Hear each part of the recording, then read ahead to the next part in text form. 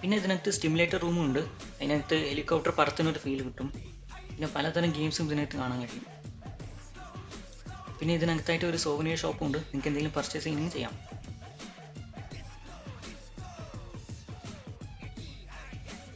ഇതാണ് കിരൺ. ഇതിൽ Rolls റോയ്സിൻ്റെ turbojet എഞ്ചിനാണ് യൂസ് ചെയ്തേക്കുന്നത്. ഇതിൻ്റെ പ്രൊഡക്ഷൻ 1989 സ്റ്റോപ്പ് ചെയ്തു. ഒരു എയർ ട്രാഫിക് കൺട്രോൾ ടവറിൻ്റെ മാതൃകയെ നമുക്കിവിടെ കാണാം.